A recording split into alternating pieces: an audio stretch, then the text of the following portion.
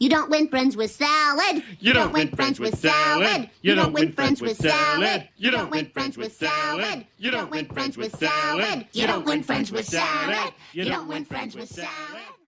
It would be remiss of me to start talking about the Commodore 64's port of the Simpsons Arcade game if I didn't, at the very least, give a rundown of the original arcade game and my own history with it. A port is something that one would hope is designed to match up to the original source, and that comparison requires a little bit of upfront detail to truly match them up. My own experience with the Simpsons Arcade game came in the form of caravanning holidays to Devon. The campsite we visited each year had an on-site arcade, and honestly, this place was the thing I look forward to as much as Christmas. Each year they'd have completely new games to play, and each year I'd ignore most of them and head over to the Simpsons Arcade machine because I loved it. The arcade game was published by Konami and released in 1991, the very first Simpsons game to ever be released, and still, let's be honest, the best Simpsons game. If you want to argue about that, you're gonna have to argue with somebody else because I've got my fingers in my ears on this one. The Simpsons Arcade game was, and still is, the greatest Simpsons game, and everything else with the Simpsons badge on it has bottomed out the average so badly that most people just assume every single game with that logo on it is going to be garbage. They're mostly right. There's a few other good ones, there's really not that many. Okay, moving on. I don't remember my very first experience with the game, but I do remember the joy of playing the game alongside complete strangers. You'd stick your money in and start the game, and within minutes other random children and teenagers would install themselves at one of the 3 other controllers, and that would be it. A 4-player blast of Simpsons joy would start until you either died or you'd run out of money. Oftentimes, if you moved out the way, other kids would come and take your place, continuing the fight against Mr. Burns' minions with your previous companions. All just silently stood next to each other, but playing in unison with a mix of smiles and concentration. I do remember, at one point, I put my money in to take over from one kid who had reached the Mr. Burns fight, but then run out of cash. This wasn't a wise move, as my money lasted approximately 10 seconds. I wiped out Mr. Burns in a couple of hits, and the game finished. It didn't even loop over. That was it. Done. Thanks, Konami, you robbing bastards. The thing I find odd about this fascination with the Simpsons Arcade game, at the age I played it, I had never seen The Simpsons. Without access to Sky TV, most UK kids had no idea what the episodes entailed. But regardless, The Simpsons branding permeated everything. There were t-shirts, toys, lunchboxes, pencil cases. Everything and anything that could be mass-produced had, during the early 90s, a Simpsons equivalent. You knew what The Simpsons were, even without knowing what The Simpsons were. It would have been just as easy for Konami to mass-produce the same level of digitized crap that other companies went on to do in the preceding years, but they didn't. Each stage was recognizable, the characters you fought were, if not a direct cut from an early episode, drawn with the same style and humour as Groening's other work. The controls were tight and fluid, the sound was spot on, the mayhem of multiple players all fighting alongside each other was an absolute joy. The variety in the levels was on point.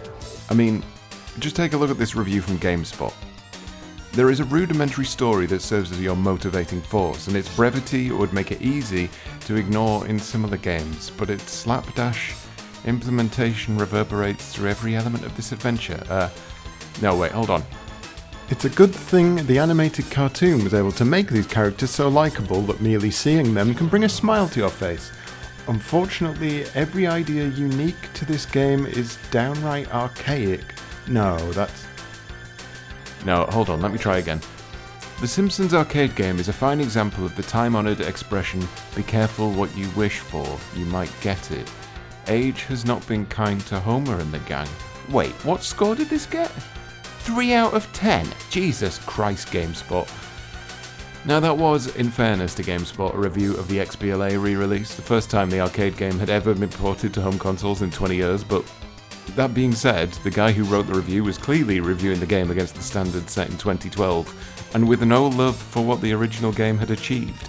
It's true that the Simpsons Arcade game is a fairly basic brawler, but as we've seen in recent years with the likes of Streets of Rage 4, a basic brawler isn't necessarily something that people aren't clamouring for. There's a lightness to the joy of hitting start and seeing how far you get before you're beaten to a pulp. There's nuance to the way you deal with enemies. There may only be 2 buttons to command your legion of Simpsons, but within those 2 buttons there is an instant, uncomplicated joy of cathartic beating. The review finishes with the line, "Playing this will soil any fond memories that you've desperately clung to through the years," which is quite the rich statement, because I'm pretty confident this reviewer has never played the game before in his life. The Simpsons Arcade is still a popular choice for MAME enthusiasts. It's still a game that people will flock to if they see it in an arcade. But it does beg the question, without the nostalgia glasses, can a home port be successful? The measure of success for a home port, as previously stated, tends to rely on how close the port comes to the original game. And when you take something that was so beautiful and vibrant in the arcade and port it to something that clearly doesn't have that kind of power in its bones, then what are you left with? Well, in terms of the C64 version, something that's not quite there, not quite as good, not quite as fun, but incredibly impressive all the same. Just watching a comparison of the arcade original's startup animation versus the C64's gives you a good indication of what I'm talking about.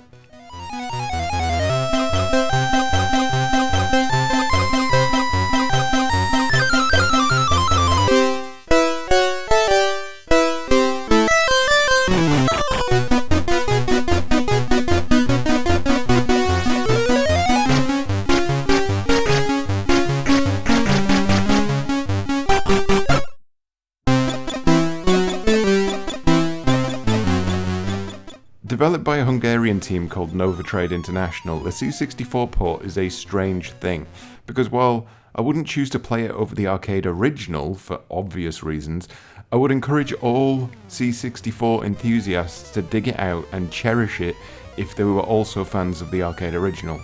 Everything about the game is expertly done, while also just feeling slightly off. The Simpsons, for instance, have morphed into these hideous, one-eyed grotesques, but at the same time, you know who they are, you know what they represent, even if they're not quite there.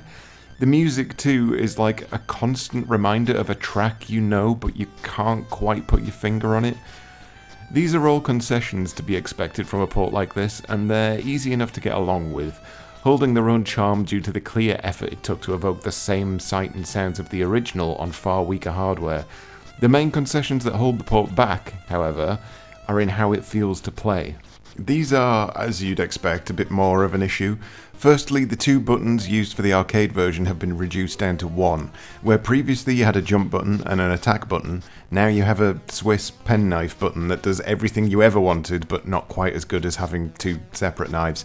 Tapping this button will attack, and holding down the button for varying amounts of time will see you perform a jump of corresponding height. This means that aerial attacks in particular are a bit more awkward to perform, requiring a long press of the attack button before switching to a short press in mid-flight. It's not a deal breaker, but it's definitely not as clear-cut as its arcade counterpart. The big concession, though, is just in how the game feels. With the arcade game, each hit could be felt. There was a physicality to all of Konami's beat-em-ups, from the Turtles to X-Men to the Simpsons, and it's something that just doesn't quite remain the same in this C64 port. Attacks feel like waving a sheet of paper at a pair of scissors and hoping it'll cut through. There's very little feedback in both the sound department and the game feel department, and it leaves the game ringing a little hollow when you're so used to how the original plays. And there's not much more to say on it other than that. The game is pretty much the best port of the Simpsons arcade game you would ever expect to get on the Commodore 64, in a way that is incredibly unexpected. Going back to that GameSpot review, the subheading to the review was, "If you have cherished memories of playing the Simpsons arcade game, keep holding on to them and ignore this port." That subheading evokes the impression that the XBLA port in 2012 was a bad one and that you should continue to play the original, which is completely at odds with what he says in the review itself, which is that the game simply isn't fun anymore because it's 2012 and we're in the future, goddammit. We want games with 3 buttons, not 2. But taking that subheading and altering it a bit, it gives me my recommendation line for the Simpsons Arcade on the C64. If you have cherished memories of playing the Simpsons Arcade game, and you're a Commodore 64 enthusiast, you'll be pleasantly surprised by what this port offers. It's not as good as the original, that was always going to be the case, but that doesn't replace what this port managed to achieve back in the early 90s.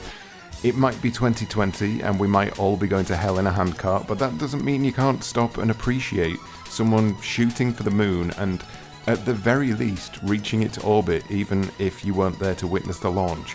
Simpsons Arcade on C64 is a marvel and well worth owning for its ambition alone, even if you do continue playing the arcade version on main, because, come on, you're not mad.